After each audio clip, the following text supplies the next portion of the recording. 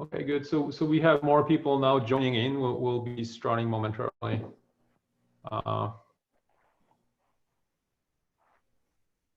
I just wanted to kind of our bioinformatics genomics series, today it's May 5th. We have Anders Bergström talking about his recent science publication.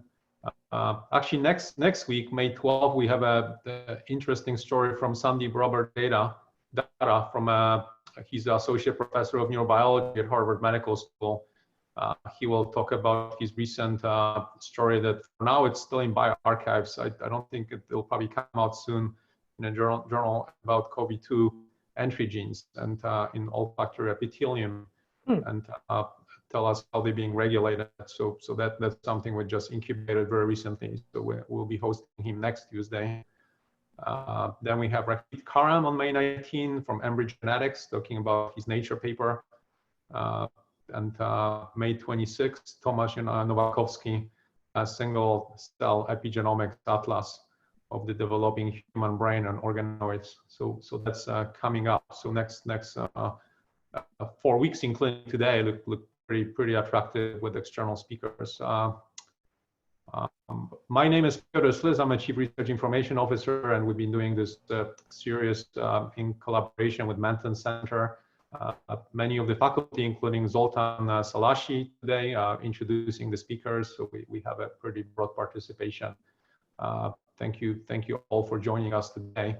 I wanted to highlight that this coming Thursday, as part of the research seminar series, we will be providing overview of a TriNetX platform, and in particular, their new COVID network. And that network already has over 20,000 COVID patients from across US with pretty good annotation. So, and the interface provided by TriNetX is very simple, very intuitive. So if any of you want to dive into real COVID data and try to check if you can draw any conclusions from your end, we certainly invite you to join on Thursday for this overview will be provided by people from TriNetX. So that's this coming Thursday, and I'm going to post in the chat window the link to the research seminar series website. Zoltan, I think I can send it to you. If you can send it to everybody, Zoltan. What? I'm sorry. I sent you the this message. one. Yeah, okay. you can repost it to everybody. I think posting from me, it's laptop right now. Okay, so how do I do that? I'm sorry, just go to the chat window, and it should be the option 2, and just select it to everybody. Okay. Yeah, everyone. And finally, last but not least, we have the Genomic Innovation in Childhood Disease Symposium this coming Friday. So that's 2 out of 4 sessions, and this is on Friday at 2 p.m. And we'll have part of that session will be overview of the BCH Boston Children's Genomic Initiative, the last year, the cohort of 6,000 patients that we accumulated. And then we'll have the therapeutic panel, which will be hosted, will be led by Mark Namchuk, who's the Director of Therapeutics at Harvard Medical School, recently joined the medical school, and is leading the COVID initiative right now out of HMS. But the panelists will include our David Williams and Tim Yu from Children. So it should be pretty interesting discussion. So we invite you to join this coming Friday at 2 p.m. So that's kind of the overview of things which are coming up, and just very briefly technical notes. If you have any questions, just ask Zoltan directly. At the end of the session, we'll have questions. We'll allow you to ask the speaker directly. And now let me pass it to Professor Zoltan Salashi from CHIP here at BCH, who will introduce our speaker. Thank you. So good afternoon, everybody. We have very good attendance. I'm glad to see that, because we have an excellent speaker today, directly from the UK, from the Crick Institute. So it's going to be Anders Bergström giving his presentation. Anders did his PhD at the Zinger in Cambridge, and now he's a postdoctoral fellow at the Crick Institute in London. And he just had a very interesting science paper coming out very recently. And he's, as you can already see on the screen, he's going to talk about the insights into the human genetic variation population history from 929 diverse genomes. So at the end, I'll try to coordinate the questions. So I'll try to watch during the presentation whether you have anything urgent to ask, so you can actually just kind of type into the chat box whether you have any questions. So Anders, please go ahead. Okay, thanks a lot for inviting me today. So yes, I'm very happy to tell you about this project, which was, as mentioned, started while I was at the Wellcome Sanger Institute and completed at the Crick, where I am now. So this was basically a project to sequence diverse human genomes. The motivation was fairly general. We wanted to generate more genomes to answer questions in our immediate research interests, which lie mainly in evolutionary genetics and population history, but also to provide a more broadly useful data set for people in other fields as well, including medical genetics and functional genomics and so on. And so we did this by sequencing the samples from the HGDP-Ceph panel, which is a widely used panel of cell lines that provide an infinite source of DNA. And so today I will mainly talk to you about the results of this study. So what we found out in terms of the structure of genetic variation in the human species, as well as population history insights, how different populations have moved and are related to each other and so on. I will not talk very much about the technical aspects, so the sequencing, genotype calling, filtering, and so on. But I do have a couple of backup slides on that as well. And if you have any questions about the technical aspects, feel free to ask those. To ask those as well, but I will mainly talk about what we actually found out from these genomes. So just a little bit of history, background on human history first. I think most of you are familiar with these, but just to get everyone on the same page. So the major features of human population history can be briefly summarized on this slide. So, well, in addition, first of all, we diverged from our closest evolutionary cousins, the Neanderthals and Denisovans, so-called archaic humans, approximately 500,000 years ago, or 500,000 years ago. And then the population structure that we see today among different groups across the world seems to have largely emerged in the last 200,000 or 300,000 years in Africa. I'll get back to this question about the timing of this, but this is the general time frame. And we understand very little about this early diversification process within Africa, actually. But something we understand quite well is that approximately 60,000 years ago, a small group of humans left Africa and quickly spread to the rest of the world, reaching, for example, Australia already by 50,000 years ago. And on the way out, we don't know exactly where, but most likely in the Near East, the ancestors of non-Africans mixed with Neanderthals, such that today everyone outside of Africa has about 2% Neanderthal ancestry. In addition to this, there was another archaic group, the Denisovans, which also mixed with ancestors of present-day people. In particular, you find about 3% Denisovan ancestry in people in New Guinea and Australia, as well as very, very low amounts in mainland Asia. So then the last major part of the world to be peopled, or the last continents, were the Americas, which were only reached about 15,000 years ago. And then even more recently, the large number of islands in the Pacific were peopled during the Polynesian expansion. So those are the broad outlines. Of course, in every part of the world, there's a very complex history since it was initially peopled, especially in the last 10,000 years or so, after the advent of agriculture. We know that agriculture, as well as later cultural processes such as the Iron Age, the Bronze Age, led to quite dramatic movements of people and kind of reshaping of the genetic landscape in many parts of the world. But that's a basic background. So before this study, what was available in terms of human genome diversity data sets? So I think most of you will be familiar with the 1,000 Genomes Project, which is of course widely used. The final and third phase of the project had about 2,500 genomes. They were from 26 large metropolitan populations. And the kind of sampling philosophy of behind the 1,000 Genomes Project was slightly different. It was basically aiming to cover populations that kind of, are large and represent substantial fractions of people that you might bump into the street, essentially. So it didn't necessarily try to maximize diversity in its sampling scheme. There's about 100 individuals per population, and the sequencing was kind of low to medium coverage of about 8x on average. More recently, there was the Simon's Genome Diversity Project led by David Reich's group at the Harvard Medical School. So this was a very different sampling strategy, instead aiming to sample as many different human groups as possible and informed by kind of linguistic and anthropological angles. So it covers about 142 populations, but from each population, there's only 2 or 3 genomes. So it's a very, very different sampling strategy. And the genomes are high coverage, about 40x. So with the HGDP project, we fall somewhere in between these two.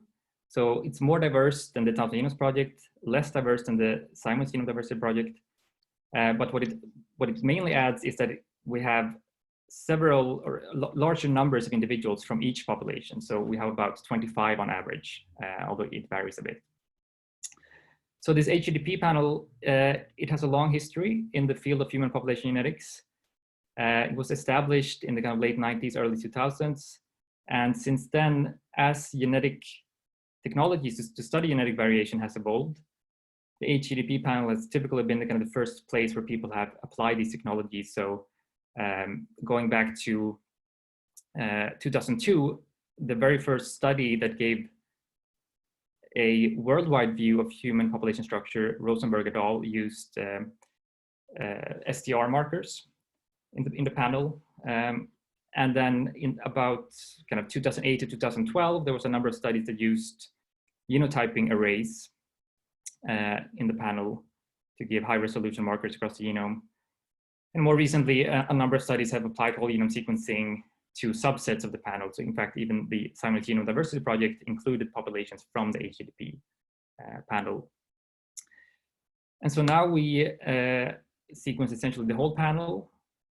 So that's 929 individuals, 54 populations. Here's an overview of these populations. So just to mention a few particular ones of interest. In Africa, for example, so we have West African groups, but we also have, for example, the San from Southern Africa, which are very important and interesting. They represent one of the most divergent human ancestries. Then we also have in Central Africa, the Biaka and Mbuti, Central African hunter-gatherers. From the rainforest areas of Central Africa are also representing very divergent human ancestries. And as I mentioned, many of these populations were selected because they had a particular linguistic, anthropological, or cultural interests. So for example, in Europe, we have the Sardinians, which are kind of known to be somewhat unusual genetically within the European landscape. We have the Basque population of northern Spain, which are one of the very few populations in Europe who do not speak an Indo-European language. So kind of a genetic isolate, sorry, a linguistic isolate. In China, we have a number of Chinese minority ethnic groups. And in Oceania, we have very important representations of the Oceanian, or what is sometimes referred to as Papuan ancestry, with populations from Papua New Guinea, including from the highlands, which have been very isolated from the rest of the world until quite recently. And I guess also to mention that a lot of these populations, they might have been more isolated than others, and therefore might have experienced less recent admixture kind of in the last couple of 100 years after industrialization and globalization, and therefore might contain more of the kind of genetic traces that we're interested in if we're looking to answer questions about deeper prehistory. At least that's kind of the thinking behind this kind of sampling scheme. So what do we find when we sequence these 929 genomes? So if we just compare the number of variants that we find with what was found in the 1000 Genomes project, so they had about 2,500 people. They find about 85 million SNPs. We have 929 people, we find about 67 million SNPs. So we don't find quite as many as the 1000 Genomes project, but we're not that far behind given that we're sequencing quite a fewer people. But if you just were to make a Venn diagram overlapping which SNPs are found in each of the two studies, you would find that maybe something like 20 million SNPs are found by one study, not the other. But that's not a very meaningful way to do it, because most of these SNPs that are found in this one study are extremely rare. They will be like singletons or doubletons found in 1 or 2 people. And basically, you will always find more and more rare variants as you just keep sequencing people. So you want to do this comparison by allele frequency somehow. So in this plot, we did a comparison like this. So what this shows you is for each of the studies, you can read off, okay, how many variants were found in the HGDP study and not the Thousand Genomes Project, and have an allele frequency of at least 20% somewhere in at least one population. So we take the maximum allele frequency across any of the 54 populations. And if you read that off, you get something like 1 million variants. So there are about 1 million variants that were not found by the 1000 Genomes Project, but which are common in one population in the world, basically. We even found about 1,000 variants which were not found by the 1000 Genomes Project, but which are actually at 100% frequency in some population in the world. I mean, there's sampling noise there, of course, so they might not truly be at 100% frequency. But basically, you can see from this figure that even though we're sequencing fewer people, we're in some sense discovering more common variation, or in other words, covering human ancestry diversity in a better way.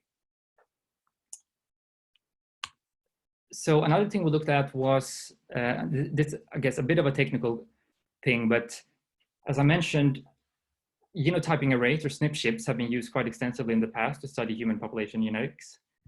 But there's always been this question of to what extent does the ascertainment that you do to select variants to put on the ship potentially influence your results? So to what extent is ascertainment bias a problem?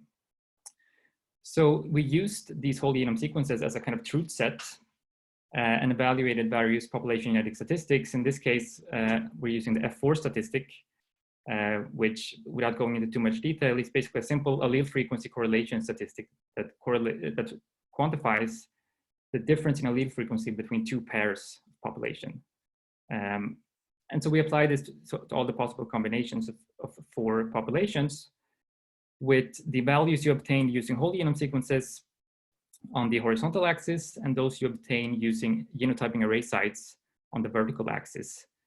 And if these are identical, they should be on the diagonal, but we can see there's quite a few cases where the results you get using the genotyping array sites depart systematically in kind of complex ways from what you would expect to get.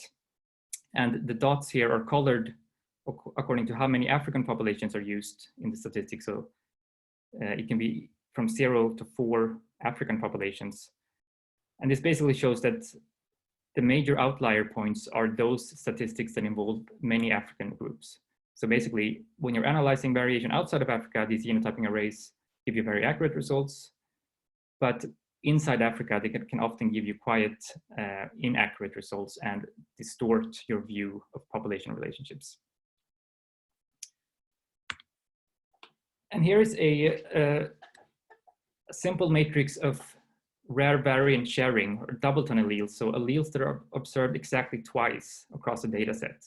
So when we have high coverage whole genomes, we can basically discover most, if not all, of the rare variants, at least in the accessible parts of the genome. And basically just visualizing these in a simple way immediately reveals plenty of population structure. So for example, these major rectangles along the diagonal basically correspond to the major continental ancestries. But you can also see kind of interesting off-diagonal signals. So for example, you see there's an increased African allele sharing in Near Eastern populations, as well as in some South Asian populations. And as these populations are quite well studied, none of these patterns are really surprising, but it's kind of illustrative of how whole genome sequences immediately give you loads of information about population relationships and avoid these potential ascertainment biases that are associated with genotyping arrays. So one of the things we wanted to look at with this project was to ask kind of a very basic, naive question.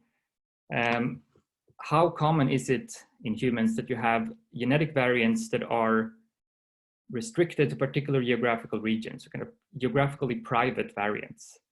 How many are there, and what frequencies do they have? So in these plots, we quantify this in a cumulative fashion. So the way to read this plot is you want to ask, okay, how many variants are private to, let's say, Native Americans and have a frequency of 20% or higher in Native Americans? Then you read off from 20% up to the American curve, which is the dark blue one, and you find that it's about 10 to the power of 4. So about 10,000 variants are only found in the Americas and have a frequency of 20% or higher in the Americas. So the same answer for, let's say one is as counting above 60%, it would be about 100 variants. So that's the general kind of magnitude of the numbers we're talking about here. And 3 regions of the world immediately stand out as having much more private variation than other parts of the world. So that's Africa, the Americas, and Oceania. Oceania in this case is basically Papua New Guinea. So Africa is a bit of a different situation, which I will get back to. But I think when it comes to Oceania and the Americas, the reason they have so many geographically private variants compared to populations in Eurasia is likely that in Eurasia, we know that there's been a lot of recent population movement, as I mentioned earlier, especially in the last 10,000 years, with the agricultural expansions, with the Bronze Age and Iron Ages. A lot of the genetic landscape of Eurasia has been really smeared out, such that a lot of variants that perhaps were private to one part of Eurasia in the past are now found all over Eurasia. Whereas the Americas and Oceania were less affected by these large-scale migration processes, and so they have probably remained more isolated because of their geographical locations, and therefore retained more private genetic variation. So that's the number for SNPs. If we look at indels and copy number variants, the numbers are reduced in magnitude, so about 10-fold for indels and even more for CNVs. But the general patterns are the same, so the general trends look the same across regions. With one interesting exception, which is that there's a slight excess of private high-frequency copy number variants in Oceanian populations. So that this is kind of statistically more than you would expect based on the number of SNPs that you find in Oceania. And actually, quite a few of these high-frequency copy number variants are shared with the Denisovan genome, so this archaic group. And so we're likely introgressed into the ancestors of Oceanian populations from Denisovans. There was a very interesting recent paper from Evan Eichler's group that actually took some of these variants and really studied them in detail, resolving the breakpoints of the structural variants and so on. So there's really something quite interesting going on with these Denisovan variants in Oceania. So then we also wanted to ask, okay, where do these private variants come from? What are the forces that generate them and give rise to these patterns that we see? So we ask a few different questions about the properties of these private variants. So in figure D here, we simply ask, okay, the allele that is private to one part of the world, is that the derived allele or is it the ancestral allele? So in most cases, for example, if you look at Native Americans, basically all of the alleles that are private to the Americas are the derived allele, which is what you would expect because these are most likely recent mutations that occurred kind of in the ancestral population of Native Americans like 15 to 20,000 years ago. But there's a few exceptions to this. So if you look at Oceanians, some of their private variants, a few percent of their private variants actually represent the ancestral state. And this we think represents cases where the Denisovan admixture that I mentioned in Oceanians reintroduces some ancestral alleles to the present-day Oceanian populations. And also quite a few of the alleles that are private to Africans are also the ancestral state. So this is slightly more complicated, but we think what this reflects is old variants that were segregating in the common ancestor of all humans, and then the ancestral allele was sometimes lost outside of Africa, but it remains within Africa. And in figure E, we look at how many of these private variants are shared with archaic genomes, so if they are found in Neanderthal or Denisovan genomes. So again, if you look at, in most cases, if you look at Native Americans, for example, almost none of the variants that are private to Native Americans are shared with archaic genomes, which again is what you would expect, because we think that this archaic admixture largely occurred in the ancestor of all non-Africans. So it did not occur through private admixture with different archaic groups in different parts of the world. Rather, it occurred in the ancestors of non-Africans, such that if you find it today in one part of the world, you will find it pretty much everywhere and anywhere else as well. So rather, these private variants are not introgressed, they are de novo mutations in most cases. Again, Oceania is an exception here. So a lot of the private Oceanian variants are actually shared with archaic genomes. So something like 30 to 40% of their private variants seem to come from mainly Denisovan admixture. And interestingly, perhaps counterintuitively, a lot of the private African variants are also shared with archaic genomes, which you maybe wouldn't expect, because we don't think that African populations receive much, if any, archaic admixture. But again, I think this reflects situations where there is very old variation that was shared in the common ancestor of modern humans, Neanderthals, and Denisovans, so something like 500,000 years ago. And they were then lost in non-Africans, but they remain in Africa and are therefore shared between Africans and archaic genomes, not because of admixture, but because of ancient sharing more than 500,000 years ago. And lastly, we just wanted to ask the basic question: if we look at non-African populations, what has been the most important force in introducing novel genetic variants? Has it been archaic introgression, or has it been just good old-fashioned de novo mutations? So in figure F, we condition only on a variant being absent in Africa, and then ask what fraction of variants are shared with archaic genomes. And we find that approximately 20% of these novel mutations in non-Africans are shared with archaic genomes. So in other words, about 80% of the variants result most likely from de novo mutations, which then has been a stronger force than archaic introgression in introducing new variants into human populations. Okay, so another thing we did in terms of data generation was to use 10x genomics to generate physically phased genomes. So I'm guessing most of you are familiar with this technology, but it's basically kind of synthetic long-read technology that gives you long-range phasing information, physical information that you don't get from typical standard short-read sequencing. And we applied this to 26 individuals from 13 populations, particularly because there's been a kind of increased realization in the population history field that if you do statistical haplotype phasing using reference panels like 1,000 genomes and so on, the ancestry of the genome that you're phasing makes a difference. And in particular, if you have an ancestry that is not well represented in your reference panel, you will have lower quality haplotype phasing. But by doing this physical haplotype phasing, we can get equally good haplotype phasing for anyone, regardless of their ancestry, and therefore avoid biases in downstream analyses.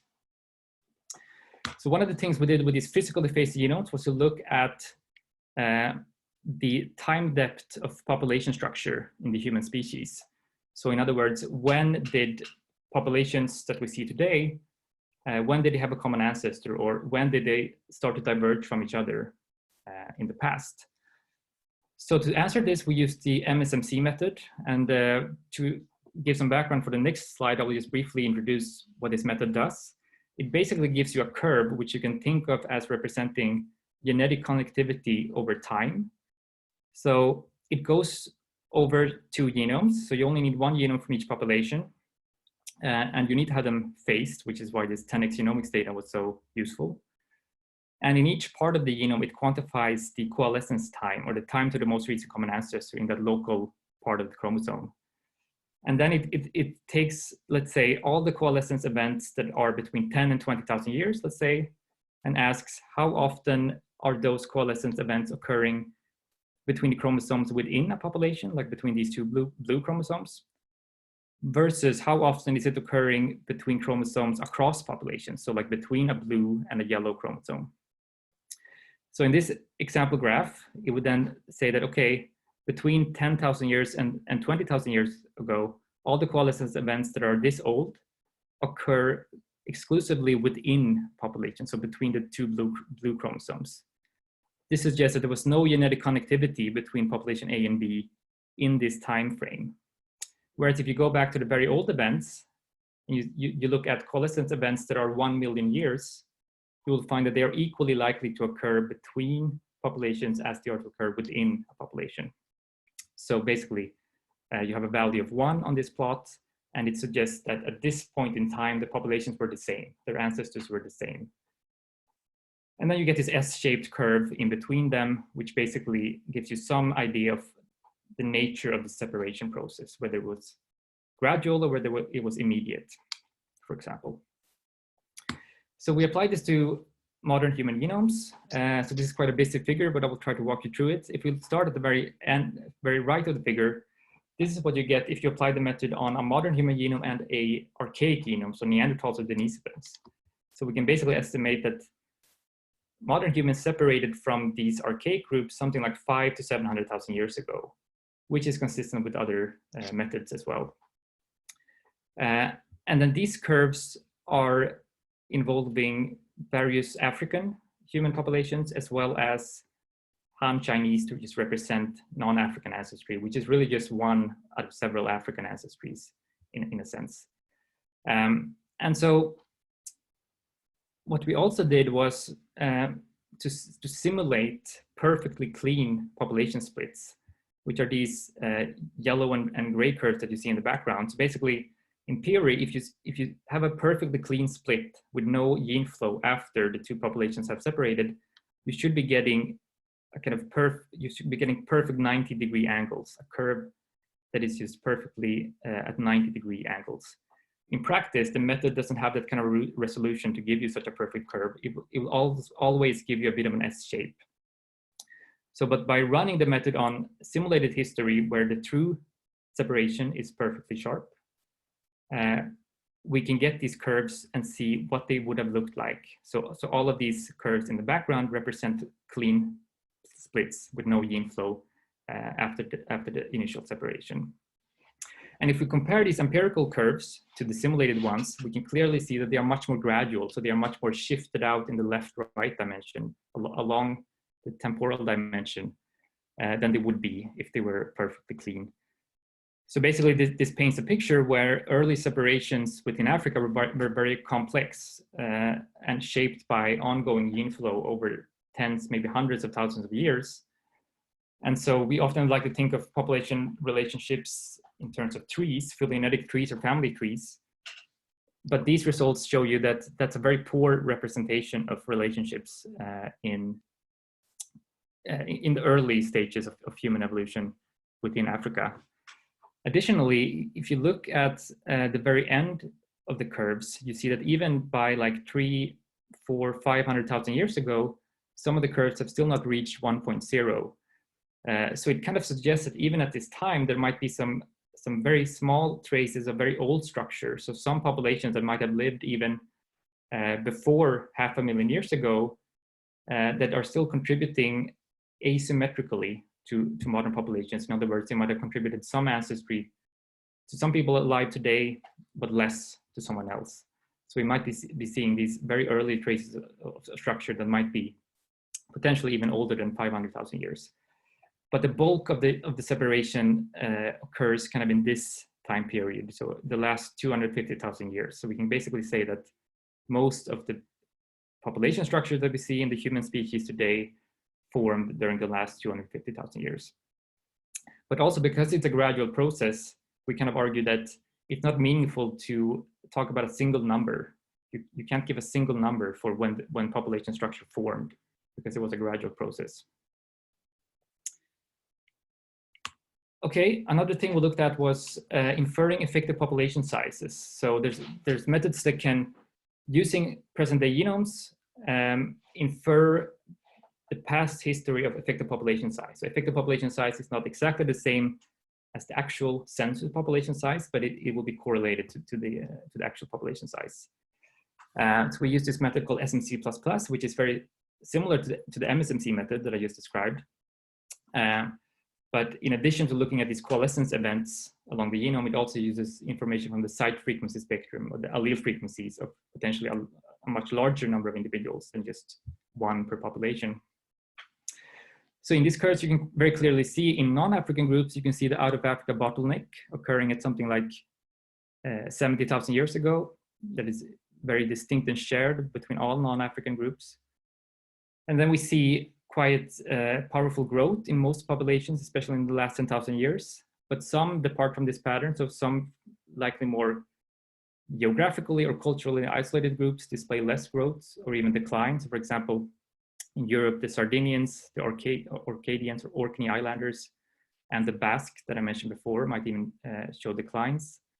In Africa, we see an interesting situation where populations that grow in the last 10,000 years are agriculturalists, whereas the hunter-gatherer groups in the data set, the Mbuti, San, and the Biaka, rather show declines in the last 10,000 years, which might reflect a more general feature of human prehistory, where hunter-gatherer groups who were probably more widespread and numerous in the past might have retracted as agriculturalists expand into new areas.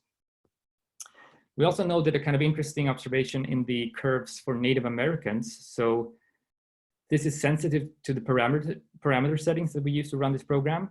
But basically under some parameter settings, we observe dramatic growth in the ancestry of Native Americans. And this growth basically coincides with the known entry point into the Americas about 15,000 years ago. So this has not been observed previously with these kind of autosomal analyses, but it mirrors very well observations on the uniparental markers. So the Y chromosome and mitochondrial phylogenies at this time basically explode, and a huge number of branches are generated after about 15,000 years ago when people enter the Americas. So we're not exactly sure if this is a real result or a technical artifact, but if it is real, it might suggest that this expansion episode after the Americas were peopled was one of the most dramatic growth events in human prehistory. And then the last thing I wanted to talk about was Neanderthal and Denisovan, or archaic ancestry in present-day populations. So there's been quite a few studies looking at this. But one thing that hasn't really been clear is what was the amount of diversity that was contributed by Neanderthals? Or expressed differently, how many individual Neanderthals contributed in this admixture event? Was it just a single individual, or was it potentially very large numbers? And there's related questions concerning the number of distinct admixture events. Was it just kind of once? Or was there multiple admixture events, perhaps separated in time and different in different parts of the world? So to look at these kind of questions, we inferred Neanderthal and Denisovan segments in present-day genomes. So you can identify these segments quite well in every genome. And then you can look for places in the genome where two or more people have a Neanderthal haplotype at the same part of the genome.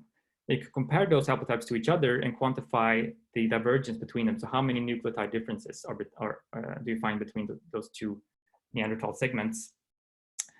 And if there were just a single Neanderthal haplotype coming in at a given locus, we would expect the amount of divergence between such haplotypes to only reflect mutations in the last 50,000 years. So mutations that have occurred after the admixture event after these haplotypes entered the modern human population.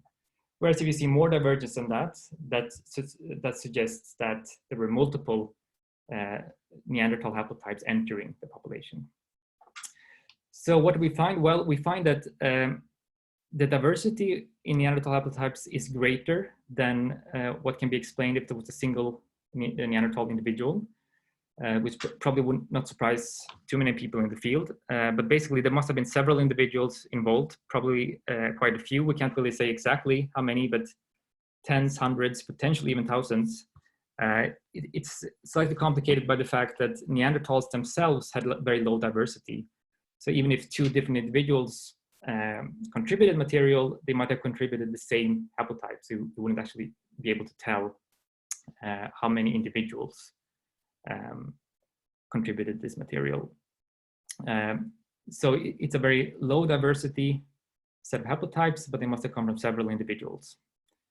If we look at the Denisovan segments, on the other hand, we see quite a different situation. So in this plot, we're showing this measure, the DXY or nucleotide divergence in Neanderthal segments that I just described, versus the same measure in Denisovan segments. And each point here is a pair of populations. And what we can immediately see is that there is much greater divergence within Denisovan segments. In particular, this is the case when the pairs involve Papuan populations or Oceanian populations. So this level of diversity cannot be explained by just a single admixture event. Rather, we think there must have been at least two populations, so not just individuals, but two different Denisovan populations that contributed genetic material to present-day humans. And this is also consistent with previous work that has basically suggested there was one such episode that is shared between Papuans and East Asians, and another one that is found only in East Asians. So to summarize, we think a single Neanderthal admixture episode, not individual, but episode kind of constrained in time and space, is sufficient to explain the data, but you need at least two Denisovan admixture episodes. And then another thing we found with this data set was small amounts of Neanderthal ancestry in West Africa. So this had been suggested in the past as well, but it's been slightly tricky to study this because for most methods that quantify Neanderthal ancestry, you basically need to make a baseline assumption. You assume that Africans have 0% Neanderthal ancestry, then you quantify the level in some non-African group. But we find that using this MSMC method that I described, so the method that we use to look at population separations, can actually also be used to detect Neanderthal admixture. Because as I mentioned, you can basically think of this as describing genetic connectivity over time. So here's an MSMC plot where I have zoomed in greatly. So the axis now only goes from 0 to 0.1. But when you have a curve with a modern human genome from outside of Africa and a Neanderthal, you get this little bump in the last 10,000 years, which reflects the gene flow. So basically what this means is that in my genome, for example, in 2% of my genome, one of my chromosomes coalesces with a Neanderthal chromosome before it coalesces with my other chromosome that I carry. So we get this very characteristic gene flow bump.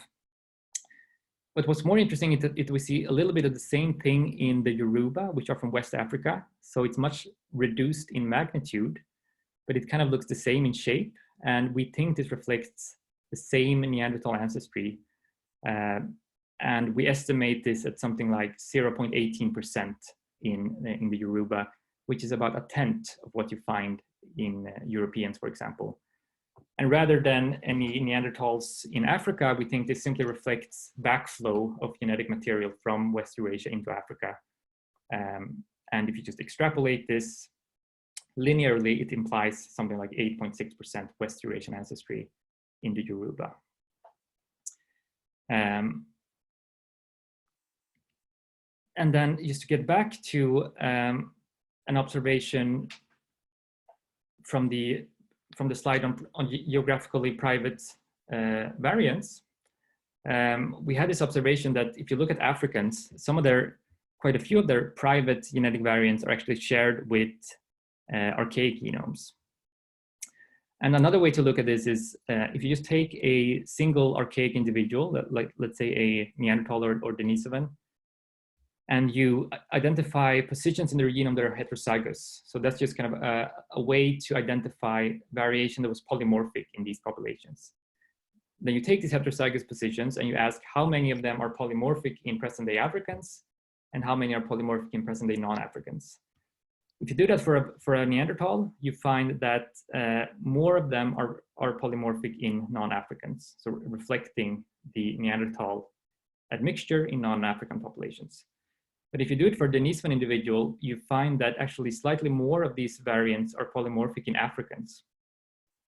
And this might change if we had kind of more populations of Oceanian ancestry, where you find a lot of Denisovan ancestry.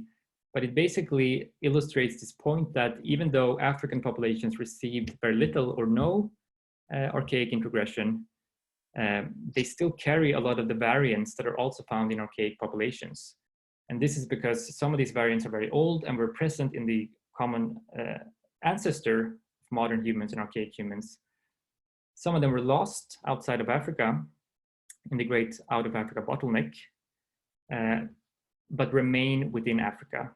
Such as today, if you just look for these variants, you will find a lot of quote unquote archaic variants being present in Africans, but this just reflects the greater background levels of genetic diversity that you find in African populations. So with that, I will conclude and just give a brief summary. So we argue that this project illustrates the value of anthropologically informed sampling to understand human genetic diversity. And compared to, for example, the 1000 Genomes project, with this sampling approach, we find hundreds of thousands, or depending on how you count, perhaps millions of variants that are common somewhere in the world, but which were previously undocumented. We find quite a few variants that are private to one part of the world, and some of them are quite common. But it's also worth noting that we find no variants actually that are private to a given part of the world and reach 100% frequency in that part of the world. So in other words, there doesn't seem to be fixed differences between human populations. We also find that the population structure in the human species that we see today seems to have formed mostly within the last 250,000 years, but this was a very gradual process.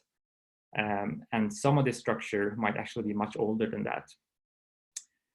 We looked at the diversity in archaic haplotypes, and we think this diversity is consistent with a single Neanderthal admixture event or episode, but involving multiple Neanderthal individuals. But it requires at least 2 Denisovan admixture events. And just to mention, to finish, that we take important steps in this study towards increasing our genomic coverage of the world, so to speak, or of humanity, but it's still far from complete. So we still need more diverse sequencing. And I mean, one point that we don't really, this was not a medical genetic study, but it's worth thinking about these, for example, private genetic variants that we discover in certain parts of the world. That basically all of these, we don't know anything about any biomedical implications of these variants. Because most, let's say, GWAS studies have been conducted in people of European ancestry. We will never know if these geographically restricted variants are biomedically relevant or not until such studies are also extended to cover more diverse ancestries. So just to mention as well that the data is freely available. We highly encourage everyone to use it for whatever purposes they need. You can just go and download it. There's no need to fill out any paperwork. You can read the paper that describes this, and there's also a companion paper on structural variation in the same data set.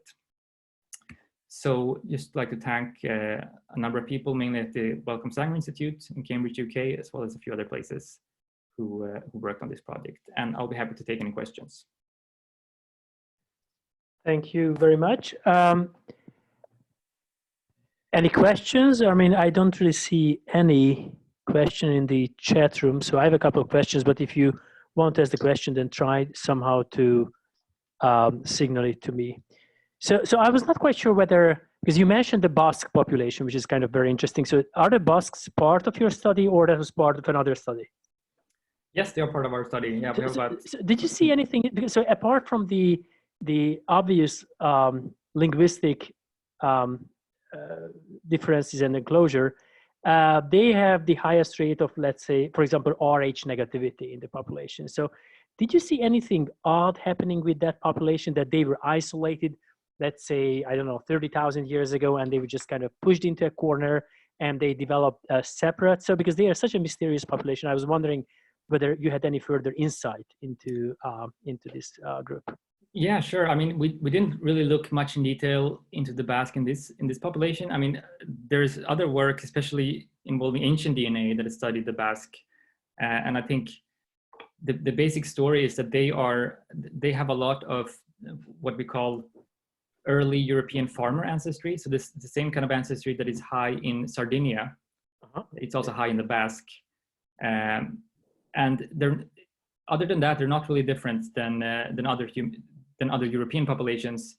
They have not been isolated for very long. They have perhaps been isolated, slightly more isolated, for like the last 3,000 or 4,000 years. Perhaps experienced slightly more drift, which might explain perhaps slightly higher frequencies of certain mutations. But they are not really a bottleneck population like many other groups in the world. So question from Piotr, which is, I also had this question. So how do you actually pick the individuals that are included in the study? Is there any inclusion criteria, or it's volunteers, or? Yeah, I mean, so in this case, we didn't do this part. I mean, the samples were collected quite a while ago, 90s, early 2000s.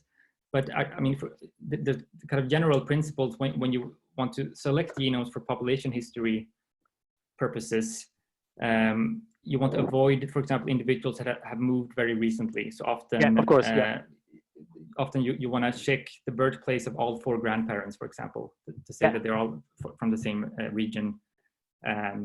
So yeah, I'm not familiar with the details in this particular case, but basically those kind of principles, trying to avoid recent migrants, recently admixed people, and of course they're all healthy people as well.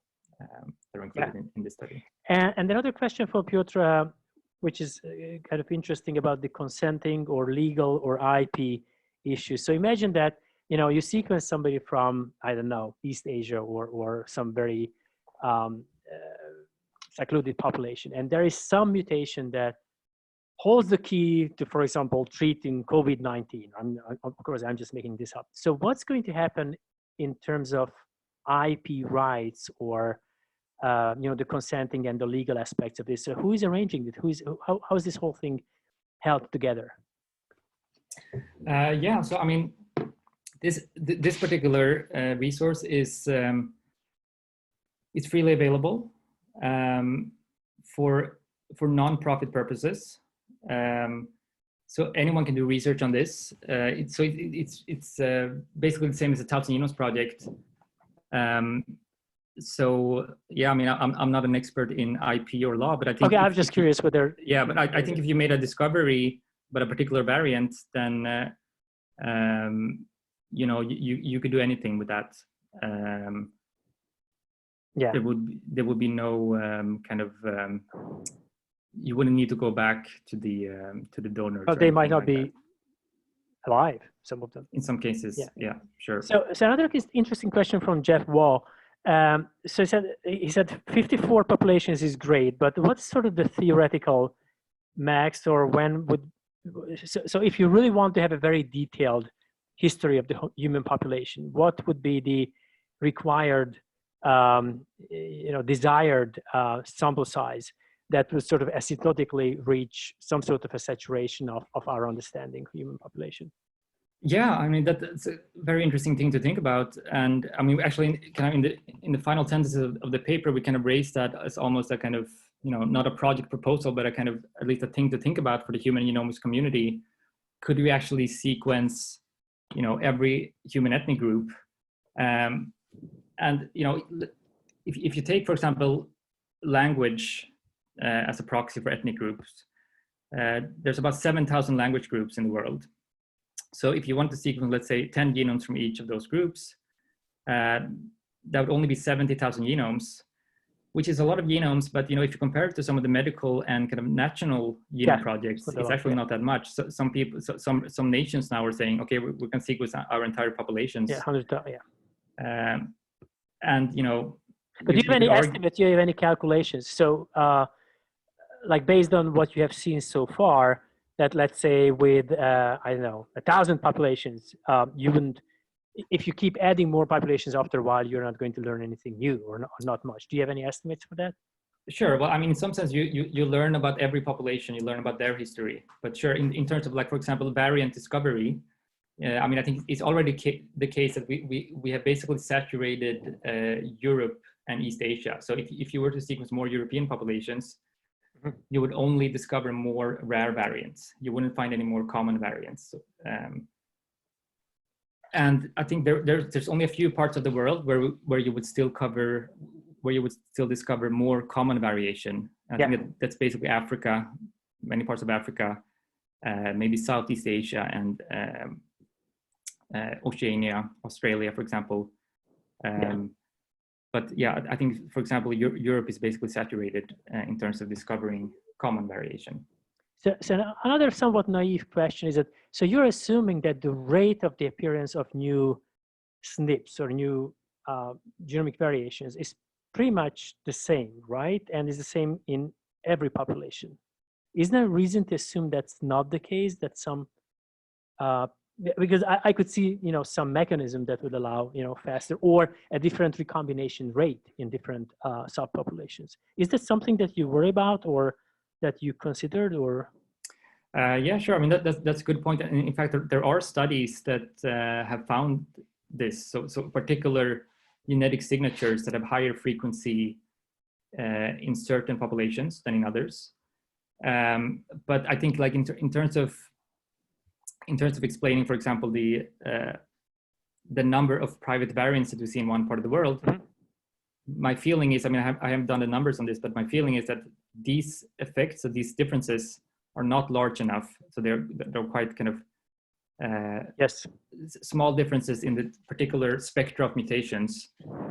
It's not the case that that one population has a mutation rate, kind of overall mutation rate, that is double that of another. The differences are much smaller. So I don't think they will affect these large scale patterns that we see. If there are no more questions, and I have one last question. What if you redo the whole thing with HLA? Is that a reasonable question, or, I mean, it is an extremely high variance. So I'm just wondering whether, as a thought experiment, it's worth at least considering redo the whole thing with HLA. So what do you mean exactly, redo the whole thing? I mean, so using just the HLA region. Yeah. From human history. Oh, right. Okay. Well, yeah. I mean, it will be very complicated. I mean, it's such an extreme locus that, sometimes my HLA allele is more similar to that of a chimpanzee than it is to yours. There's some extremely ancient coalescence events, or very high levels of diversity, probably fueled by this kind of constant it's just way battle with pathogens. So yeah, I mean, it's extremely interesting, but extremely complex. And for this reason, we mainly leave it out from these populations. Yeah, makes sense. Yeah. Okay, if there are no more questions, I'm sorry, there is one. Hang on, let me read this.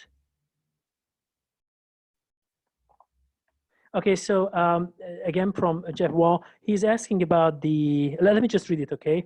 So how do we know that the genetic contribution that we call Neanderthal correspond to the population we know about from the fossil record?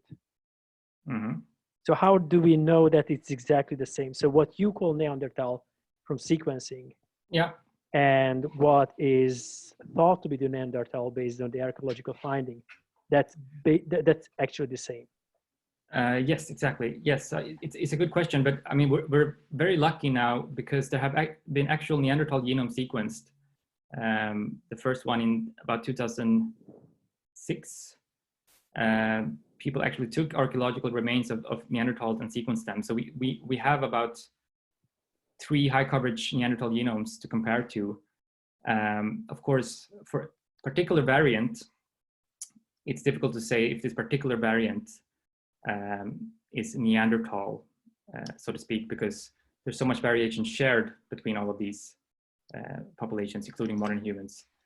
But by comparisons to these, to the ancient DNA from these Neanderthal remains, we can very confidently make statements about the overall amount of Neanderthal contribution and which sets of variants are likely to have Neanderthal origins. But there is nothing special about these sequences, right? So if you didn't know that these were coming from Neanderthals, you wouldn't be suspicious, right? Yeah, I mean, it's a good question. I mean, the empirical question to ask could be, you know, before we had these Neanderthal genomes, did people find these sequences? And the answer is no, they didn't. However, I mean, I think that there are now methods. Of course, it's a question of benefit of hindsight. We now know that it's there, but there are methods now that can detect these without using the Neanderthal. Yeah, so that was my question. So now you have the Neanderthals, you have the Denisovian. Is there a reason to assume that we had other subspecies contributing to our genome and we just simply couldn't find those species by archaeological means? Yeah, I mean, that's a super interesting question. There's a lot of debate around right now. I mean, my opinion is that I think we can rule out substantial contributions from other subspecies or populations. And the reason for that is that I think that we now have methods that can identify these haplotypes. Basically, they will manifest themselves as haplotypes that are unusually long and unusually divergent. So you can look for such haplotypes in the genomes. And when you do that, you find that most of them, the vast majority of them, can be explained as coming from Neanderthals or Denisovans. So there's little space left for any contributions from other groups. Makes sense, yeah. Okay, thank you very much. So if there are no more questions, then let me thank the speaker again, and thanks for this exciting talk about this glimpse into our shared history. Okay, thanks a lot. Thank you. Okay.